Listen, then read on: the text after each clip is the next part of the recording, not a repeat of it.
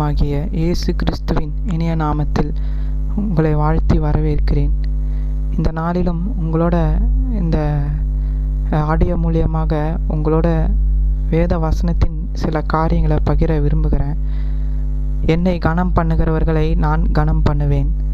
இயேசு கிறிஸ்துவினுடைய இந்த வார்த்தையை பாருங்கள். என்னை கனம் பண்ணுகிறவர்களை நான் கனம் பண்ணுவேன். நம்முடைய வாழ்க்கையில் அநேக முறை நாம் மற்றவர்களை கனம் பண்ணுவது நிமித்தமாக ஆண்டவர் சொல்லியிருக்கிறார், உன் தகப்பனையும் தாயும் கனம் பண்ணு என்று. அப்போது அந்த கனம் என்கிற ஒரு வார்த்தை, கனத்தை என்று சொல்லும் பொழுது மரியாதை கொடுப்பது மட்டுமே நாம் நினைக்கிறோம். ஆனால் அதை காட்டிலும் ஒரு முக்கியமான விஷயம் என்னன்னு பார்த்தீங்கன்னா, அதில் எல்லாமே அடங்கும். ஒருத்தருக்கு செலுத்த வேண்டிய வணக்கமாக இருக்கட்டும், ஒருத்தருக்கு கொடுக்க வேண்டிய அந்த அன்பாக இருக்கட்டும், கீழ்ப்படிதலாக இருக்கட்டும், அது கனத்தின் பேரில் போய் சேரும்.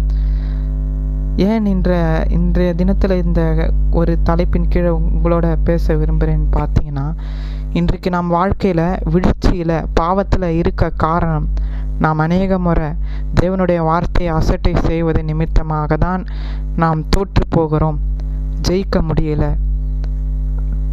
நம்மளுடைய சுய சித்தத்திற்கு நாம் ஓடுகிறோம், தேவ சித்தத்திற்கு நாம் கீழ்ப்படியாமல் போகிறோம். ஆனால் ஆதாம் ஏவாளுடைய காலத்திலேயே பார்த்தீங்க என்று சொன்னால், அவர்களுடைய கீழ்ப்படியாமையே அவர்களை யாரை அவங்க கனவீனம் பண்ணிட்டாங்கன்னா, ஆண்டவரை கனவீனம் பண்ணிவிட்டார்கள். சாத்தானை கனம் கொடுத்து அவனை தூக்கி தெய்வமாக மாற்றி வைத்து விட்டார்கள். அந்த கனியை புசிக்காத, அந்த கனியை புசிக்கிற நாளில் நீ சாவ என்று சொன்னார். ஆனால் ஆண்டவருடைய வார்த்தையை அந்த நேரம் அவங்கள அதை உறுத்தாமல் பிசாசினுடைய பேச்சை கேட்டு நீங்கள் இதை சாப்பிட்டீங்கன்னா தேவர்களை போல மாறி விடுவீங்க, கடவுளுக்குரிய எல்லா தன்மையும் உங்களுக்கு வந்துடும் என்று சொல்லி அந்த வஞ்சகன் ஏமாற்றின அந்த வஞ்சக வலையில் விழுந்ததுனால அவனை கனவீனப்படுத்தலை, ஆனால் கனம் பண்ணுகிறவரை கனவீனப்படுத்தி விட்டார்கள். இதனால் வந்த ஒரு விளைவு என்னன்னு பார்த்தீங்கன்னா, தேவனுடைய சாபமே. முதல்ல மனித வர்க்கத்தினுடைய சாபமே, வேர்வை சிந்தி தான் நீ உழைக்கணும், உன் வேர்வை தான் உனக்கு ஆகாரம், நீ சாப்பிட்ற சாப்பாடு தான் உனக்கு உழைப்பின் ஊதியம், நீ பயிர் வைக்கும் பொழுது அதை கஷ்டத்தோடு தான் நீ பயிர் வைப்ப, கஷ்டத்தோடு தான் சாப்பிடுவ, ஒரு சமாதானம் இல்லாமல் சாப்பிடுவ என்று தேவன் ஒரு சாபத்தை ஆதாமுக்கும் ஏவாளுக்கும் விட்டார். ஏவாளுக்கு ஒரு சாபத்தை விட்டார், குழந்தையை வேதனையோட பெற்றெடுப்ப, உன் ஆசை உன் புருஷனை பற்றி இருக்கும், அவன் உன்னை ஆண்டு கொள்ளுவான் அப்படின்னு ஆண்டவர் ஏவாளுக்கு ஒரு சாபத்தையும் விட்டார். ஏன் இந்த சாபத்துக்கு காரணம்னு பார்த்தீங்கன்னா, அவங்க ஒரு கீழ்ப்படியாமையினால் பின் விளைவுகள் மிக மோசமாக மாறியது. அப்போ பாருங்க, அந்த இடத்துல தேவனை கனவீனப்படுத்தியதுனால தேவன் கோபப்படுவதை நாம் அங்கே பார்க்க முடியும். ஏன்னா இத்தனை வருஷ காலமாக இயேசு கிறிஸ்துவை நாம் அன்பான தெய்வம், பாவத்தை மன்னிக்கிற தெய்வம், அவர் எல்லா அக்கிரமத்தையும் மன்னிப்பார், அற்புதம் செய்வார் என்று சொல்ல தான் நாம் கேட்டிருக்கிறோம். ஆனால் இந்த வசனத்தில் பார்க்கும் பொழுது அவருக்கும் கோபங்கள் வருது. அவர் மனுஷனை உருவாக்கின ஒரு தெய்வமாக இருந்தாலும் அவரும் நம்மளை போல சில விஷயங்களில், இப்போது சாதாரணமாக ஒரு அப்பா அம்மாவுக்கு கீழ்ப்படியலைன்னா அப்பா அம்மா கோவப்படுவதை நம்ம அநேக முறை அனுபவிச்சிருக்கிறோம். அப்போது அப்படிப்பட்ட தாய் தகப்பனே கோவப்படும் பொழுது நம்மளுடைய தேவன், இந்த வானத்தையும் பூமியும் படைத்தவர், கோவப்படுவார்ல. அப்போது நம்ம யோசிக்கணும், தேவனை நாம் கோபப்படுத்துகிறோமா? அந்த கோபத்தின் விளைவாக வந்த சாபம்தான் பாவம், சாபம், நோய், வேதனை இன்றைக்கு ஆட்டி படைக்குது. ஆனால் இன்றைக்கும் ஏசப்பா நமக்கு அற்புதம் செய்கிறார் தான், அவர் நம்மளை கைவிடலை. ஆனாலும் இன்றைக்கு நாம் கற்றுக்கொள்ள போகிற காரியம் என்னன்னு பார்த்தீங்கன்னா, கனவீனப்படுத்துவதனால் வருகிற விளைவும் கனப்படுத்துவதனால் வருகிற ஆசீர்வாதத்தையும் நாம் இந்த ஆடியோ மூலியமாக நம்ம படித்து கொள்ள போகிறோம். இந்த ஆடியோவை தயவு செய்து கவனமாக கேளுங்க. ஆதியாகம புஸ்தகம் 3வது அதிகாரம் 6வது வசனத்தில் பார்க்கும் பொழுது, ஆதாம் ஏவாள் விழுந்து போயிடுறாங்க. புசிக்கிற நாளில் சாவாய் தேவன் சொல்கிறாரு. சாத்தான் பேச்சை கேட்டு புசித்து இறந்து போயிடுறாங்க. ஆவிக்குரிய ரீதியாக அவங்களுக்கு சாவு வருது, சரீரப்பிரகாரமான மரணம் இல்லை. ஆனால் அதன் பிறகு பார்த்திங்கன்னா அவங்களுக்கு 2 பிள்ளைகள் பிறக்கிறாங்க, காயின், ஆபேல். ஆனால் காயின் வந்து ரொம்ப முரடான பையனாக இருக்கிறான், ஆபேல் வந்து நல்ல குணமுள்ள பையனாக இருக்கிறாரு.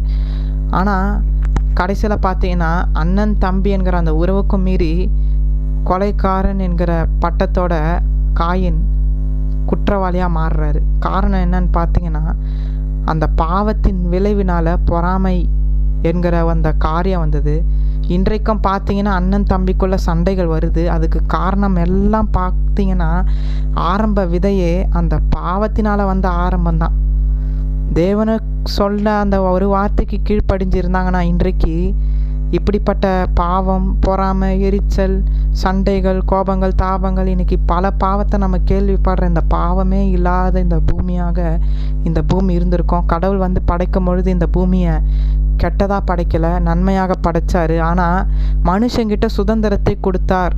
அவன் என்ன சூஸ் பண்ணுறானோ அதுதான் அவனுக்குரிய பலன் அப்படின்னு ஆண்டவர் யாருக்கிட்ட அந்த தெரிந்தெடுக்கிற சுதந்திரத்தை கொடுத்தாருன்னு பார்த்தீங்கன்னா மனிதர்களாகிய நம்மக்கிட்ட கொடுத்தாரு. ஆனால் நம்மளுடைய முற்பிதாக்களாகிய ஆதாம் ஏவாள் என்ன பண்ணிட்டாங்க, அந்த சுதந்திரத்தை சாத்தான்கிட்ட கொடுத்துட்டாங்க. அதனால தான் இன்றைக்கி வேதனைக்கான ஒரு முற்றுப்புள்ளியே இல்லாத ஒரு வேதனையில் நம்ம போய்கிட்டு இருக்கிறோம். அடுத்ததாக ஆதியாகம புஸ்தகம் 6வது அதிகாரம் 22வது வசனத்தை பார்க்கும்பொழுது இவங்களுக்கு பிறகு ஒரு நீதிமான் வராரு. அவர் பேர் நோவா. தேவனோடு டெய்லி பேசுகிற ஒரு மனுஷன், தேவனுக்கு கீழ்ப்படுகிறவர். அவர் வந்து கடவுள் சூஸ் பண்ணுறாரு. அதுக்கப்புறம் பார்த்தீங்கன்னா பாவத்தோடைய கொடூரம் மிக மோசமாக போகுது. மனுஷன் எந்தெந்த தவறெல்லாம் செய்ய முடியுமோ எல்லா தவறையும் செய்கிறாங்க.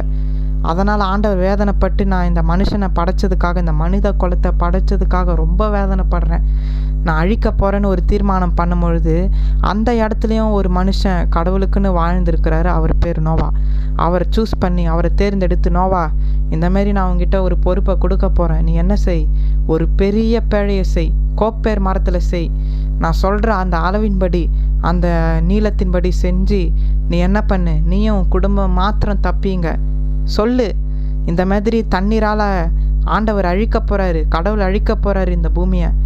தயவு செஞ்சு என் வார்த்தைக்கு செவி கொடுத்து என்னோட தப்பிக்கணும்னு நினச்சிங்கன்னா ஆண்டவர் ஏற்றுக்கோங்க, பிழைக்குள்ளே வந்துடுங்க, தப்பிக்கப்படுவீங்க, இல்லைன்னா அழிஞ்சு போயிடுவீங்கன்னு சொன்னார்.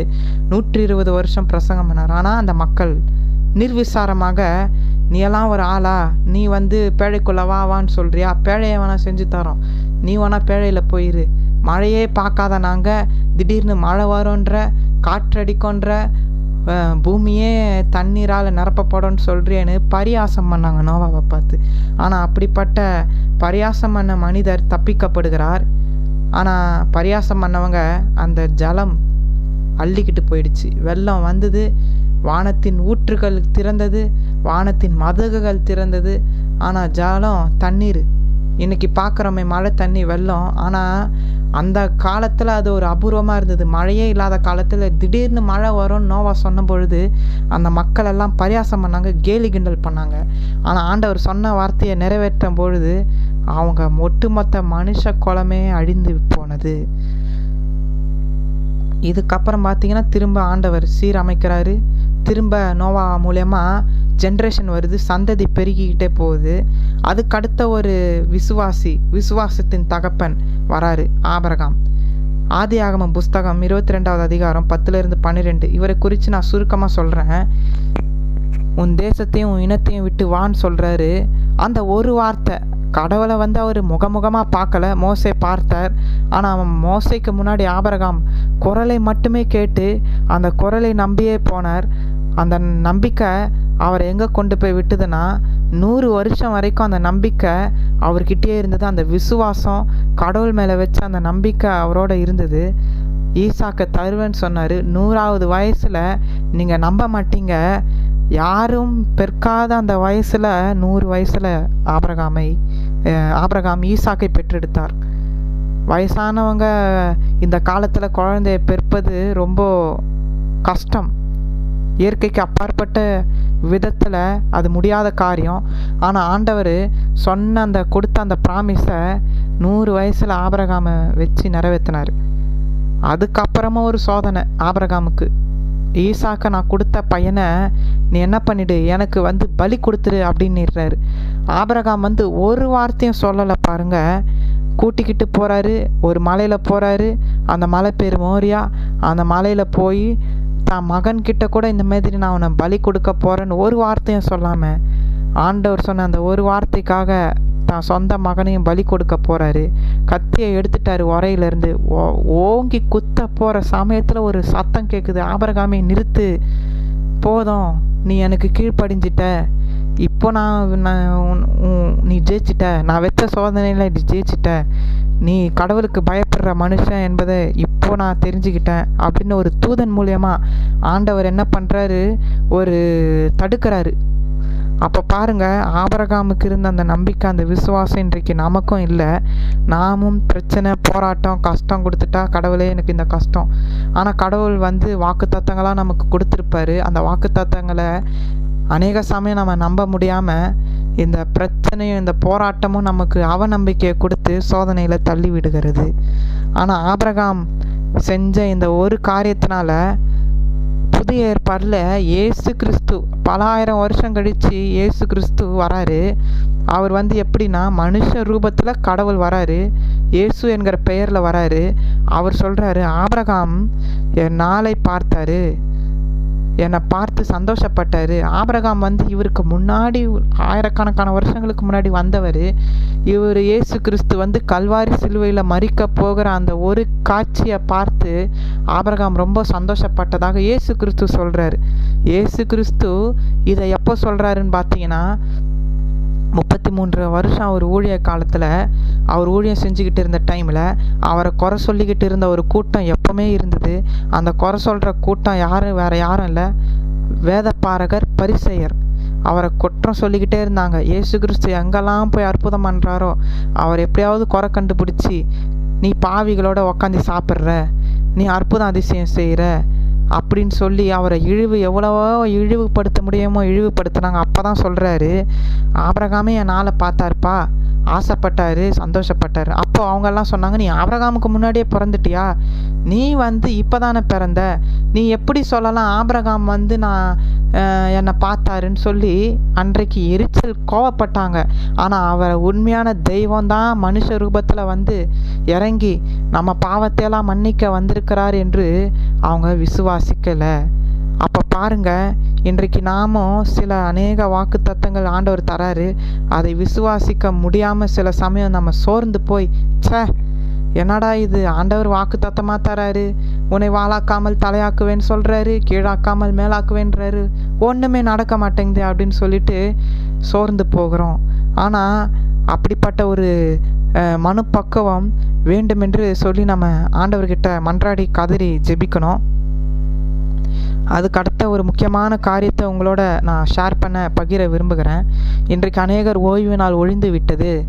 ஓய்வு நாள் என்றது அது பழைய மோசே காலத்தில் கொடுத்த கட்டளைப்பா, இப்போ நமக்கு ஓய்வு நாள் சண்டே தான் என்று அநேக ஊழியக்காரங்களும் சரி, ஞாயிற்றுக்கிழமை ஆசிரிக்கிறவங்களும் சொல்கிறாங்க. ஆனால் வேதத்தின்படி பார்க்கும்பொழுது ஓய்வு நாள் இப்போக்கோ இந்த காலத்துலேயும் ஓய்வு நாள் செல்லுபடியில் இருக்கா, நிலுவையில் இருக்கான்னு பார்த்தீங்கன்னா, நம்ம இன்னும் கொஞ்ச நேரத்தில் பார்க்க போகிறோம். எபிரேயருக்கு எழுதின புஸ்தகம் 4வது அதிகாரம் 14வது வசனத்தை வாசிக்கிறேன், கேளுங்க. நாம் ஆரம்பத்திலே கொண்ட நம்பிக்கையை முடிவு பரியந்தமும் உறுதியாய் பற்றி கொண்டிருப்போமாகில் கிறிஸ்துவினிடத்தில் பங்குள்ளவர்களாக இருப்போம். என்ன நம்பிக்கை? ஆரம்பத்தில் நம்ம நம்பிக்கை வச்சு இருந்து அந்த நம்பிக்கை கடைசி வரைக்கும் இருக்கணும்னு வேதாகமம் சொல்லுது.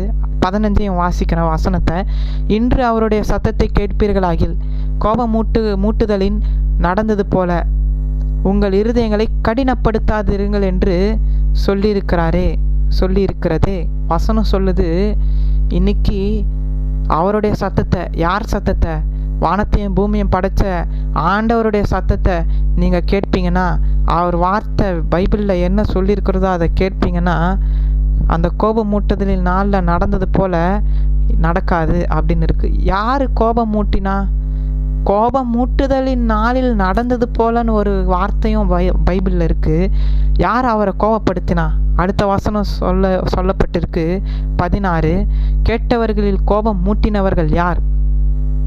மோசேயினால் எகிப்திலிருந்து புறப்பட்ட யாவரும் அப்படி செய்தார்கள் அல்லவா? மோசே என்கிற ஒரு கேரக்டரை பார்க்கும்பொழுது அவரை போல் ஒரு சாந்தமுள்ள ஒரு கேரக்டர் இல்லை. ஆனால் ஆண்டவர் அவர்கிட்ட ஒரு பொறுப்பை கொடுக்குறாரு. எகிப்து தேசத்தில் என் ஜனம் அடிமைத்தனத்தில் இருக்குது, அடிமையாக வேலை செஞ்சுக்கிட்டு ஒரு ராஜா கீழே அடிமையாக இருக்கிறாங்க.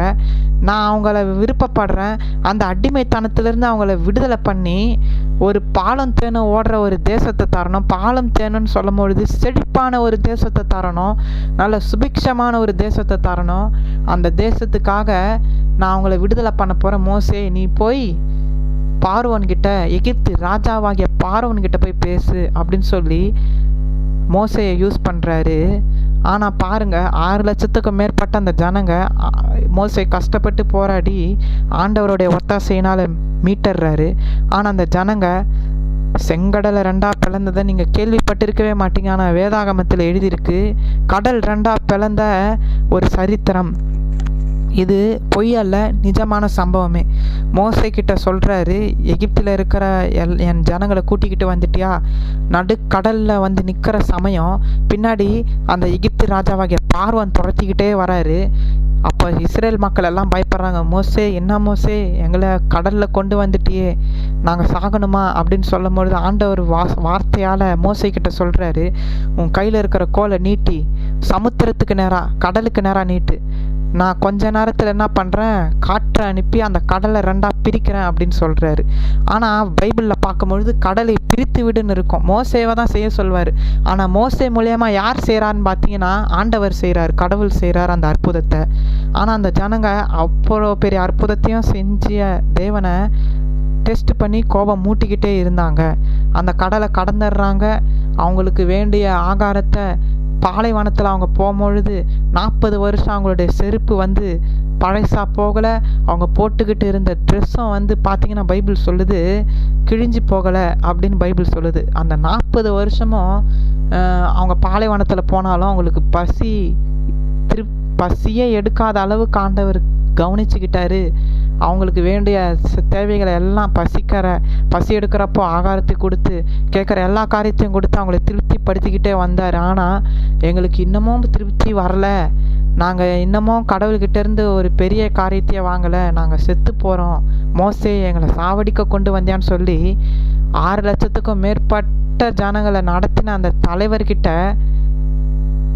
கோபத்தை காட்டினார்கள்.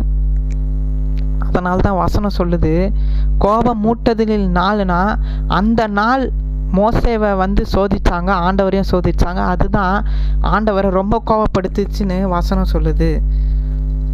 40 வருஷமாக அவங்க கோபப்படுத்தினாங்களாம் 17வது வசனத்தில் பார்த்தீங்கன்னா. அதனால் ஆண்டவர் வந்து கோபத்தில் கட்டளையே போட்டுடுறாரு, நீங்கள் போகவே மாட்டீங்க, நான் சொன்ன அந்த தேசத்துக்கு ஒருத்தரும் போக மாட்டீங்க.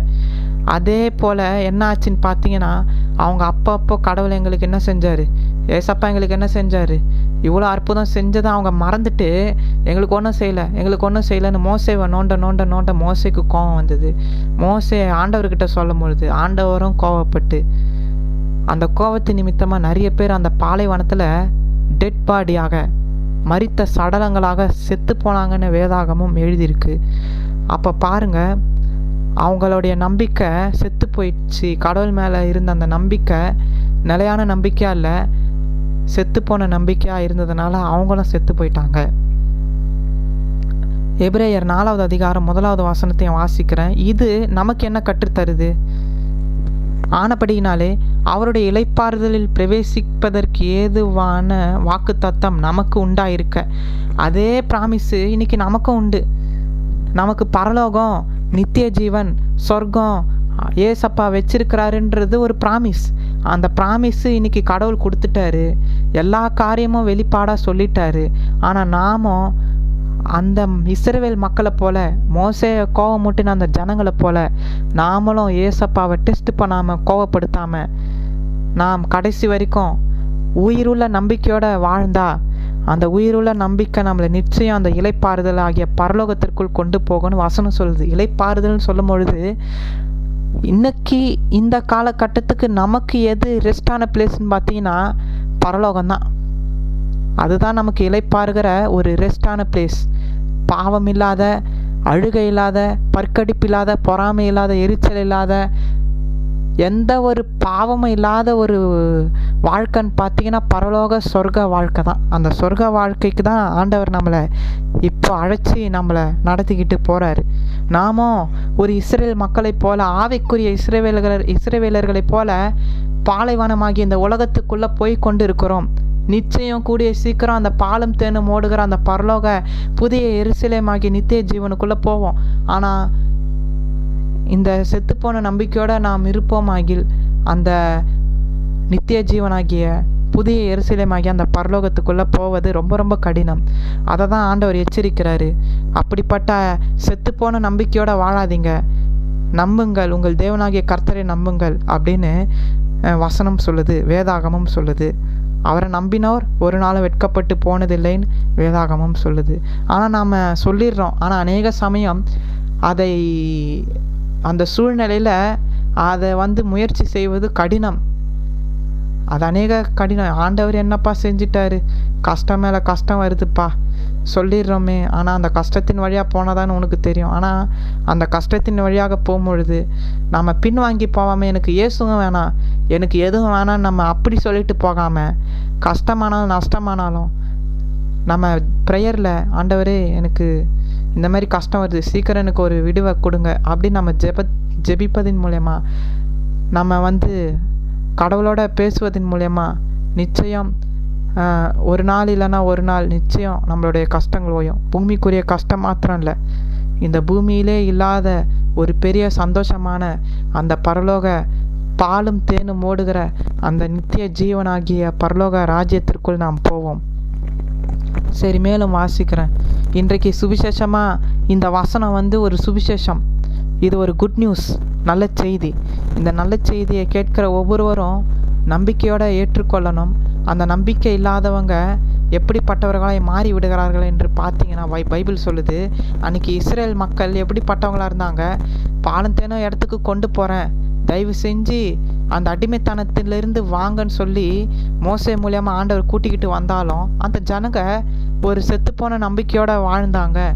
அறகுறையான விசுவாசத்தோடு வாழ்ந்ததுனால அவங்க பாலைவனத்தில் இறந்து போனாங்க, டெட் பாடிஸாக மாறினாங்க என்று வேதம் சொல்லுது. அப்போது அவங்கள வச்சு தான் நமக்கும் இன்றைக்கு சொல்கிறார், நாமும் அப்படிப்பட்ட ஒரு நம்பிக்கை இல்லாத செத்துப்போன நம்பிக்கையோடு வாழ்வோம் என்றால் நாமும் இந்த உலக வாழ்க்கைக்குள்ளே செத்து போய் பரலோகத்தை அனுபவிக்க முடியாமல், சொர்க்கத்தை அனுபவிக்க முடியாமல் நாம் போகக்கூடிய வாய்ப்புகள் அதிகமாக இருக்குது.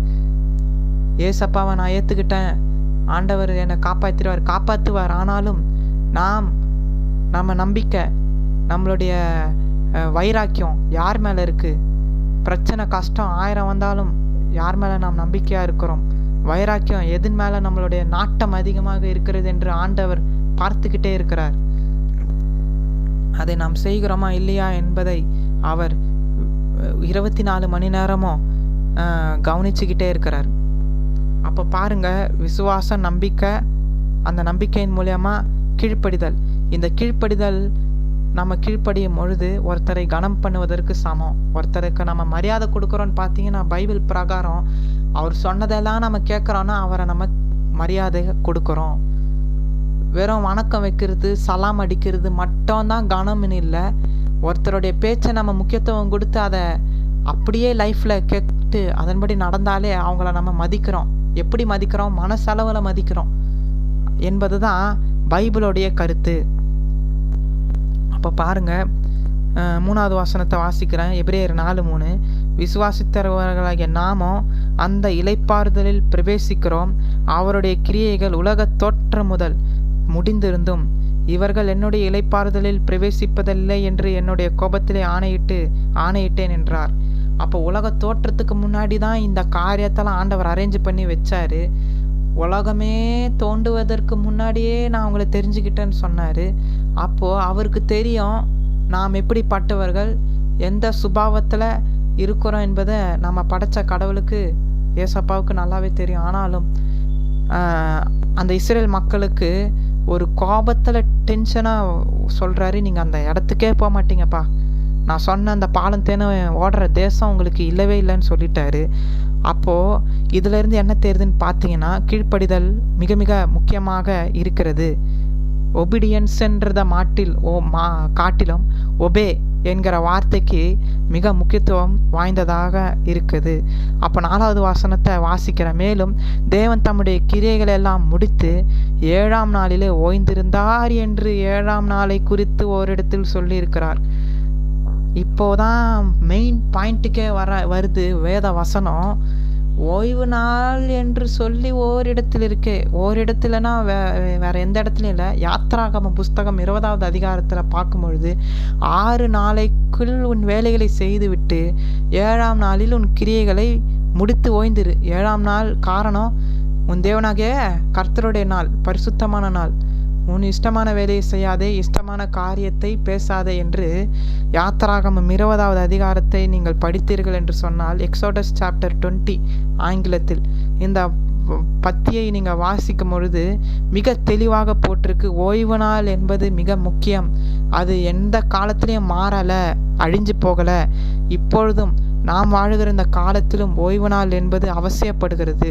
ஓய்வு நாளை மட்டும் அவசியப்படுத்தலை, ஒன்றை மாத்திரம் நாம் பிடித்து கொண்டு முக்கியம் என்று சொல்லுவதை காட்டிலும் மட்டுமே முக்கியம் என்று வேதம் சொல்லுகிறது. ஏன்னா நியாயப்பிரமாணம், தீர்க்க தரிசனம் எல்லாம் அடங்கி இருக்கிறது என்று வேதம் சொல்லுது. 10 கட்டளைகளுக்குள்ளே எல்லாமே அடங்கி விடுகிறது. வெறும் ஓய்வு நாள் மட்டுமல்ல, அதே நேரத்தில் ஓய்வு நாளை முக்கியப்படுத்தாமல் போவதும் பாவம்தான். அதை தான் அடுத்த வர வசனத்தில் நான் உங்களுக்கு வாசிக்கிறேன். அன்றியும் 5வது வசனம், எபிரேயர் 4:5, அன்றியும் என்னுடைய இளைப்பாறுதல் பிரவேசிப்பதில்லை என்றும் அந்த இடத்தில் தானே சொல்லியிருக்கிறார். அவங்களுக்கு சொன்னது இன்றைக்கு நமக்கும் அது பொருந்ததுன்றத வசனம் ஊர்ஜிதப்படுத்துது. பாருங்க 6வது வசனம், ஆகையால் சிலர் அதில் பிரவேசிப்பது இன்னும் வரப்போகிற காரியமாக இருக்கிறபடியினாலும் சுவிசேஷத்தை முதலாவது கேட்டவர்கள் கீழ்ப்படியாமையினாலே அதில் பிரவேசியாமற் போனபடியினாலும். அன்னைக்கு இருந்தவங்க பாடம் தேனும் இருக்குது, சுதந்திரவாளியாக நீங்கள் இருக்கலாம், எகிப்து தேசத்தை விட்டுட்டு வாங்கன்னு சொல்லி அந்த இஸ்ரேல் மக்களுக்கு ஆண்டவர் சொன்னார். அவங்க நம்பிக்கை இல்லாமல் அந்த வார்த்தையை கேட்டுக்கிட்டு தான் போனாங்க. அதே மாதிரி நம்பிக்கை இல்லாமல் செத்து போனாங்க. அப்போது இன்று 7வது வசனம் சொல்லுது, இன்று அவருடைய சத்தத்தை கேட்பீர்களாகில் உங்கள் இருதயங்களை கடினப்படுத்தாதிருங்கள் என்று வெகு காலத்திற்கு பின்பு தாவீதின் சங்கீதத்திலே சொல்லியிருக்கிறபடி.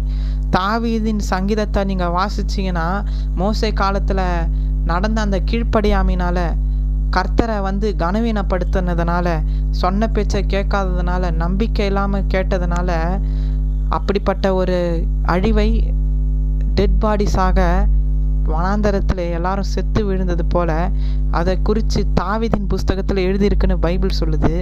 அப்போ பாருங்க, மெயினான ஒரு பாயிண்ட்டுக்குள்ளே நான் இப்போ வர வேண்டிய ஒரு நிலை இருக்குது. 9வது வசனத்தை வாசிக்கிறேன். எபிரேயர் 4:9, ஆகையால் தேவனுடைய ஜனங்களுக்கு இளைப்பாறுகிற காலம் இனி வருகிறதா இருக்கிறது. இனியும் அந்த காலம் இருக்கிறது. இளைப்பாறுதல் என்று சொல்லும் பொழுது பரலோகம் இளைப்பாறுகிறது தான், அது நித்திய இளைப்பாறுதல். ஆனால் இந்த பூமியிலேயும் ஒரு இளைப்பாறுதலை வைத்திருக்கிறார். 6 நாளைக்குள் நீ வேலை செய்துவிட்டு 7வது நாளில் உன் கிரியைகளை முடித்து ஓய்ந்திரு. 6 நாளைக்குள்ள உன் வேலையெல்லாம் முடிச்சிடு, 7வது நாளில் ஓய்ந்திரு. அது என்னுடைய நாள். அதில் ஒருத்தரும், உன் குடும்பத்தில் இருக்கிற ஒருத்தரோ, உன் சொந்தக்காரங்களோ, உனக்கு முன்ன பின்ன தெரியாதவங்க கூட ஒரு வேலையும் செய்யக்கூடாது என்று சொல்லி ஆண்டவர் கட்டளை கொடுத்திருக்கிறார். அப்போ பாருங்க, இன்றைக்கு ஞாயிற்றுக்கிழமை ஓய்வு நாள்னு ஒரு ஜன கூட்டத்தார் சொல்கிறாங்க, சனிக்கிழமையும் ஒரு ஜன கூட்டத்தார் சொல்கிறாங்க. ஆனால் யூத காலண்டரின் படி பார்க்கும் பொழுது இன்றைக்கும் எருசலேமில் சனிக்கிழமை அவர்கள் ஓய்வு நாளாக ஆசரிக்கிறார்கள். ஞாயிற்றுக்கிழமை அவங்க ஆசரிக்க மாட்டாங்க. 6 நாளைக்குள்ள வேலையை முடித்து விட்டு வெள்ளிக்கிழமை சாயங்காலத்திற்குள் தங்களுடைய பணியெல்லாம் முடித்து விட்டு 7வது நாளில் பார்த்தீங்கன்னா ஒரு கடை கூட திறந்திருக்காது இஸ்ரேல் தேசத்தில். அப்போ பாருங்க, அப்போ யூத காலண்டரை அவங்க கை கொள்கிறாங்க. நாம் என்ன சொல்லுகிறோம்? ஞாயிற்றுக்கிழமை தான் ஓய்வு நாள். உயிர்த்தெழுந்த நாளை நாம் ஓய்வு நாளாக கொண்டாடுவதில் என்ன தப்பு? எல்லா நாளும் தேவன் படைத்த நாள் தானே. அது சரியாக இருந்தாலும் தேவன் ஒரு நாளை குறித்திருக்கிறார். ஒரு குறித்த நாளை தேவன் எதிர்பார்க்கிறார். ஒரு கலெக்டரோ உள்ள ஒரு இந்த தேசத்தின் ஒரு பெரிய அதிகாரத்தில் இருக்கிறவங்க ஒரு நாளில் நம்மளை கூப்பிட்டு இந்த நாளுக்கு நீ வந்து என்னை பாருன்னு சொன்னால் நாம் எப்படி கீழ்ப்படிவோமோ, ஒரு பெரிய அதிகாரத்தில் இருக்கிறவங்களுக்கே கீழ்ப்படிவோம் என்று சொன்னால், வானத்தையும் பூமியும் படைத்த தேவனுக்கு நாம் கீழ்ப்படிய வேண்டியது மிக அவசியமாக இருக்கிறது. காரணம், அவர் நம்மளை உண்டாக்கினவர், படைத்தவர்.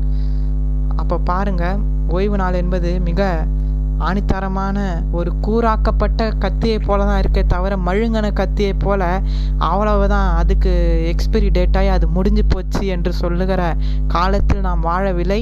இன்னும் அது நிலைவையில் இருக்கிறது.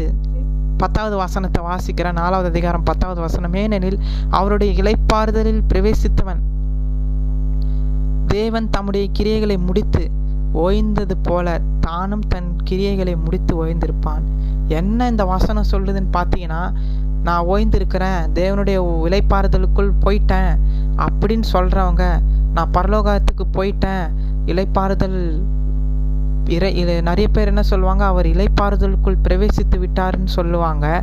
ஆனால் உண்மையான இளைப்பாறுதலுக்குள் போயிட்டேன், நான் கிறிஸ்தவனாக இருக்கிறேன், இயேசுவின் பின்னடிகளை பின்பற்றுகிறேன் என்று சொல்லுகிறவர்கள், அவர் எப்படி ஓய்ந்திருந்தாரோ அப்படியாக 6 நாளை வேலை செய்துவிட்டு 7ஆம் நாள் ஓய்ந்தது போல, தேவன் ஓய்ந்தது போல அவரை கை கொண்டு அவருடைய வார்த்தையை கேட்டு அவரை நேசிக்கிற ஒவ்வொரு மனுஷனும் அப்படியாக இருப்பான் என்று வேதம் சொல்லுது. அப்போ பாருங்க, ஓய்வு நாள் மட்டும்தான் நான் குறிப்பிட்டு சொல்ல விரும்பவில்லை. ஓய்வு நாளையும் முக்கியம், அதை காட்டிலும் மீதி 9 முக்கியம், ஆக மொத்தம் 10 முக்கியம் என்று வேதாகமம் முழுவதும் சொல்லப்பட்டிருக்கு. அதில் இந்த ஓய்வு நாளை குறித்ததான குழப்பங்கள், அநேக குழப்பங்கள் நிறைந்ததாக இருந்தாலும் இந்த வசனம் ஒரு தெளிவான வசனமாய் நமக்கு இருக்குது. இது ஒரு திருஷ்டாண்டம் என்று 11வது வசனத்தில் நம்ம வாசிக்கிறோம். ஆகையால் அந்த திருஷ்டாண்டத்தின்படி ஒருவனாகிலும் கீழ்ப்படியாமையினாலே விழுந்து போகாதபடிக்கு நாம் இந்த இளைப்பாறுதலில் பிரவேசிக்க ஜாக்கிரதையாக இருக்கக்கூடும். பி கேர்ஃபுல் என்று சொல்லுகிறார். ஜாக்கிரதை. ஏன்னா அநேக முறை நம்ம கீழ்ப்படியாமல் போவோம். நம்மளுடைய சுபாவம் எப்படிப்பட்ட ஒரு சுபாவம்னு வேதம் சொல்லுதுன்னு பார்த்தீங்கன்னா, மனிதர்களுடைய இருதயம் கிறுக்குள்ளதும் கேடுள்ளதுமான இருதயம் என்று வேதாகமும் பைபிளே சொல்லுது.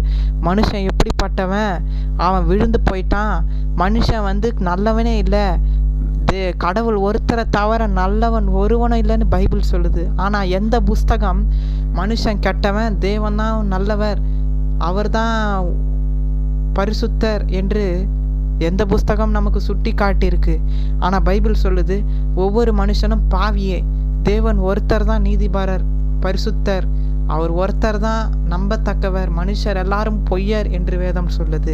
அப்போ பாருங்க, நாம் அநேக முறை விழுந்து போகிற ஒரு சுபாவமுள்ள மனிதர்களாக இருப்பதனால மிக ஜாக்கிரதையாக நாம் வாழ வேண்டும். கீழ்ப்படியாமை ஆவி நம்மை விட்டு நீங்க வேண்டும் என்று இந்த வசனம் சொல்லுது. கீழ்ப்படியாமையினால விழுந்து போகாதபடிக்கு எச்சரிக்கையாக இருங்கள், ஜாக்கிரதையாக இருங்கள் என்று வேதம் எச்சரிக்கிறது. அப்போது நாம் கீழ்ப்படியாமலும் போகலாம், சில சமயம் கீழ்ப்படியலாம், சில சமயம் மூட் அவுட் ஆகி கீழ்ப்படியாமலும் போகலாம். நமக்கு கேரண்டி இல்லை என்று வேதாகமும் நம்மளை குறித்தே சொல்லுகிறது பைபிள். அப்போ பாருங்க, தேவனிடத்தில் ஒத்தாசையோடு கேட்க வேண்டிய காலத்திற்குள் நாம் இருக்கிறோம். அவருடைய ஆவி, பரிசுத்த ஆவி நம்மளை கேரண்டி உள்ளவர்களாக நிறுத்த வல்லமை உள்ளதாக இருக்கிறது.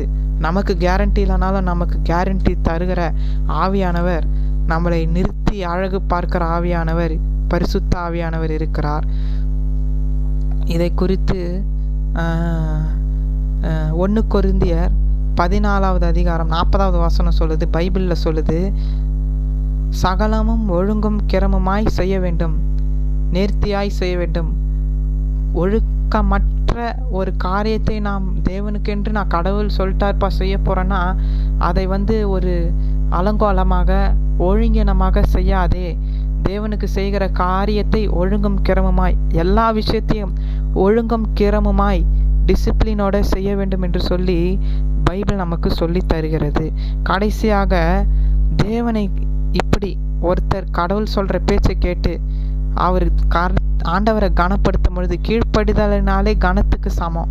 அவர் சொல்கிற வார்த்தையெல்லாம், ஒருத்தரை நீங்கள் நேசிக்கிறீங்க, ஒருத்தரை நீங்கள் லவ் பண்ணுறீங்கனாலே அவர் வார்த்தையை நாம் கேட்போம், அவரை நம்ம ஒரு பெருசாக மதிப்போம், அவரை வாயளவில் கையளவில் மதிப்பது தான் கனம்னு இல்லை, மனசளவில் அவருடைய வார்த்தையை கேட்டு நாம் அதன்படி செய்யும் பொழுது அதுவே அவரை ஒரு மரியாதை கொடுக்கறதும் அவரை நம்ம நேசிக்கிறதுமான ஒரு காரியமாய் பைபிள் சொல்லுகிறது. ஜீவ விருட்சத்தின் மேல் அதிகாரம் வெளிப்படுத்தின விசேஷம் 22வது அதிகாரம் 14வது வசனத்தில் சொல்லும் பொழுது, ஜீவ விருட்சம்னு சொர்க்கத்தில் நமக்கு ஒவ்வொருத்தருக்கும் ஜீவ விருட்சத்தை கடவுள் வச்சிருக்கிறார். அந்த ஜீவ விருட்சத்தை பழத்தை நம்ம சாப்பிடும் பொழுது என்றென்றைக்கும் ஜீவனோட சுகத்தோட கடவுளோட வாழுகிற அந்த கிருபை மனிதர்களாகிய நம்மளுக்கு ஒவ்வொருவருக்கும் கிடைக்குது. அதில் சாவோ பாவமோ அழுகையோ துக்கமோ கவலையோ இல்லை அந்த சொர்க்கத்தில், அவர் வச்சிருக்கிற அந்த பரலோகத்தில். ஆனால் அவர் கொடுக்குற அந்த பழத்தை நாம் சாப்பிட்டால் ஆரோக்கியம் உள்ளவர்களாய் சாவாமல் நித்திய நித்தியமாய் வாழ்வோம் என்று பைபிள் நமக்கு சொல்லி தருகிறது. அப்போ பாருங்கள், எபிரேயர் 12:10, எபிரேயர் 12வது அதிகாரம் 10வது வசனத்தில் பார்க்கும் பொழுது,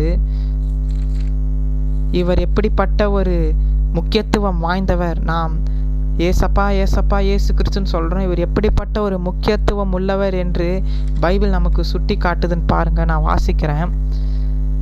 எபிரேயர் 12வது அதிகாரம் 10வது வசனத்தில், அவர்கள் தங்களுக்கு நலமென்று தோன்றினபடி கொஞ்ச காலம் சிட்சித்தார்கள், இவரோ நம்முடைய பரிசுத்தத்திற்கு நாம் பங்குள்ளவர்களாகும் பொருட்டு நம்முடைய பிரயோஜனத்துக்காகவே நம்மை சிட்சித்தார். அப்போது அதுக்கு முன்னாடி வசனம் சொல்லுது, உங்கள் தாய் தகப்பன் இந்த பூமியில் வாழற வரைக்கும் உங்களுக்கு ஒரு அப்பா அம்மான்னு இருக்கிறாங்க, அவங்க பேச்சே நாம் கேட்டு நடக்கிறோமே. சில சமயம் அப்பா அம்மா பேச்சை நம்ம மீறி செய்ய முடியாத சில காரியங்களை நம்ம கீழ்ப்படிஞ்சு நடக்க வேண்டிய ஒரு கட்டாயத்துக்குள்ளே போகிறோமே. அப்படி ஒரு சூழ்நிலை உங்களுக்கு அமையும் பொழுது அதை காட்டிலும் வானத்தையும் பூமியும் படைத்து நமக்கு அப்பா அம்மாவையும் கொடுத்து நம்மளையும் உருவாக்கின கடவுளுக்கு நாம் முக்கியமாக கீழ்ப்படிய வேண்டியது முக்கியம் என்று பைபிள் சொல்லி தருது. கட்டாயப்படுத்தலை, ஆனாலும் ரொம்ப ரொம்ப முக்கியம். ஒரு 70 வருஷம் நம்ம வாழப்போகிற இந்த பூமியில் நமக்கு ஒரு அப்பா அம்மான்னு சரீரத்தில் இருக்கிற அப்பா அம்மாவுக்கே நாம் முக்கியத்துவம் கொடுப்போம் என்று சொன்னால், அதை காட்டிலும் காலகாலத்திற்கும் நாம் செத்தாலும் காலகாலத்திற்கும் இருக்க போகிறவருடைய பேச்சை கேட்பது மிகவும் முக்கியம் என்று வேதம் சொல்லுகிறது. அப்போ பாருங்க, இயேசு கிறிஸ்து முக்கியமானவர் தானே. அப்போது இந்த அனித்தியமான உலகம் நமக்கு முக்கியமல்ல. இனி காலம் செல்லாது. இனி வருஷங்கள், புது வருஷம் அல்ல அடுத்த ஒரு வருஷம் வந்தாலும் காலம் நமக்கு குறுகின காலமாக இருக்கிறது. இயேசு கிறிஸ்து சீக்கிரம் வரப்போகிறார். நாம் நம்மளை நாமளே சீர்படுத்தி கொண்டு தேவனுக்கு பிரியமான வழியில் நாம் மாறிக்கிட்டே வருவோம். ஆண்டவர் நம்மளை மாற்றுவார். அதற்கேற்ற ஒரு பிரயாசத்தையும் நம்மளுடைய உழைப்பையும் தேவனுக்கென்று இந்த சின்ன காரியமாக கீழ்ப்படுகிற காரியமாக இருந்தாலும் தேவனை மகிமைப்படுத்தணும், அவரை பிரியப்படுத்த வேண்டும் என்பதற்காக நாம் வாழ்வோம். நம்மளுடைய பிரயாசத்தை பார்த்து நம்மளுடைய ஜெபத்தை பார்த்து தேவன் நமக்கு உதவி செய்வார். அதன் மூலமாக ஆண்டவர் சொன்ன அந்த பரலோக சொர்க்க ராஜ்யத்திற்குள் நாம் பிரவேசிப்போம். இந்த வேத வசனத்தின் மூலமாக தேவன் உங்களையும் என்னையும் ஆசீர்வதிப்பாராக. ஆமென்.